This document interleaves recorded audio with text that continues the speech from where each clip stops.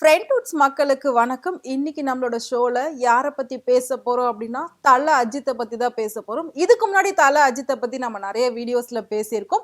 So அவரோட movie updates இது எல்லாமே நம்ம பார்த்துருக்கோம். நிறைய விஷயங்கள் நல்லபடியா அவருக்கு நடந்துகிட்டு வருது தொடர்ந்து அப்படின்னு சொல்லலாம். சினிமா உலகத்துல சினிமாவில் மட்டும் கிடையாது, விளையாட்டுத்துறையிலும் ரொம்ப சிறந்து விளங்கிட்டு இருக்காரு. நம்மளோட தமிழ்நாட்டு அந்த விளையாட்டுத்துறை சிம்பிளை உலக அளவுல கொண்டு போய் நிறுத்தின ஒரு நடிகர்னா அது அஜித் மட்டும்தான். ஸோ அஜித்துக்கு அப்படின்னு சொல்லும் போது இது ஒவ்வொருத்தரையும் அவரா சேர்த்த கூட்டம் கிடையாது, தானா சேர்ந்த கூட்டம் அப்படின்னு சொல்லலாம். உலக அளவுல நிறைய ஃபேன்ஸ் ஃபாலோவர்ஸ் வச்சிருக்க ஒரே நடிகர் அப்படின்னா அது அஜித் தான். இப்ப எல்லாருமே அவரை தலையில தூக்கி வச்சு கொண்டாடிக்கிட்டு இருக்காங்க. தலைன்ற பேரு கொஞ்சம் கூட அவருக்கு குறையவே இல்லாம இருக்கு அப்படின்ற அளவுக்கு நிறைய பேரு புகழோட அவர் பெருமை சேர்த்துக்கிட்டு இருக்காரு இந்தியாவுக்கு அப்படின்னு சொல்லலாம். அந்த வகையில இப்போ அஜித் பத்மபூஷன் விருது வாங்கியிருக்காரு. அது உண்மையிலே ரொம்ப பெரிய விஷயம். சினிமா உலகுக்கே கிடைச்ச ஒரு வெற்றி, ஒரு பெரிய விஷயம் அப்படின்னு அதை பார்க்கப்படுது. சோ இவ்வளவு வருஷம் அவர் சினிமாவில் தன்னோட முயற்சிக்கும் கடின உழைப்புக்கும் கிடைச்ச ஒரு மாபெரும் வெற்றியா தான் அதை எல்லாருமே பார்த்துக்கிட்டு இருக்காங்க.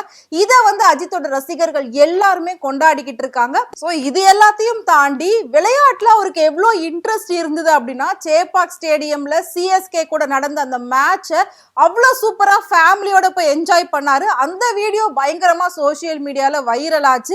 அவரு தல தோனியை பார்த்து தம்ஸ் அப் காட்டி ஜெயிக்கணும் அப்படின்னு சொன்னதெல்லாம் பயங்கரமா வைரல் ஆச்சு. சோ அவ்வளவு அளவுக்கு விளையாட்டுல இன்ட்ரெஸ்டா இருக்காரு. இவ்வளோ நல்ல விஷயங்கள் தொடர்ந்து அஜித்தை பத்தி வரும்போது ரொம்பவே சந்தோஷமா இருக்கு. இதுக்கு முன்னாடி எல்லாம் பார்த்தோம்னா அவரை படத்துல மட்டும் தான் நம்மளால பார்க்க முடியும். மற்றபடி எந்த ஒரு சோசியல் மீடியாலயோ அவரோட பேச்சோ அவரோட பேரோ எந்த ஒரு இன்ஃபர்மேஷனும் வெளியில வரவே வராது. போட்டோஸ் கூட வந்தது கிடையாது, படத்தோட போட்டோஸ் தவிர்த்து.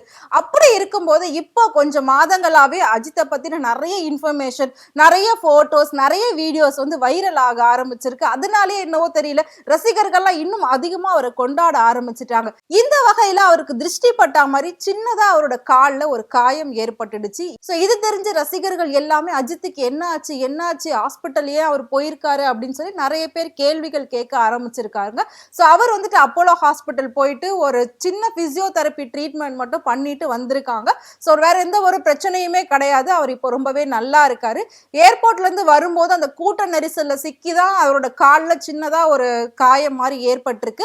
அது வெளிக்காயம் தான், அது பெரிய அளவுல எதுவும் கிடையாது. ஒரு பிசியோதெரபி கொடுத்தா சரியாயிடும் அப்படின்னு சொல்லி டாக்டர் சொன்னதுனால கிரீன்ஸ் ரோட்ல இருக்கக்கூடிய அப்போலோ ஹாஸ்பிட்டலுக்கு போயிட்டு அவர் அந்த மாதிரி ட்ரீட்மெண்ட் எடுத்துட்டு வந்திருக்காரு. ஸோ வேற எந்த ஒரு பிரச்சனையுமே இல்லை. அஜித்தோட அவர் நல்ல மனசுக்கு அவர் எதுவுமே ஆகாது, அவர் நல்லா இருப்பாரு. ஸோ நீங்க எல்லாம் இருக்கிற வரைக்கும் கண்டிப்பா அவர் இன்னுமே நல்லா இருப்பாரு அப்படின்னு சொல்லலாம். ஸோ இதை தாண்டி அஜித்தோட கரியர்ல குட் பேட் அக்லி அந்த படத்தோட வசூல் மறக்கவே முடியாது, முக்கியத்துவம் வாய்ந்ததா பார்க்கப்படுது சினிமாவில்.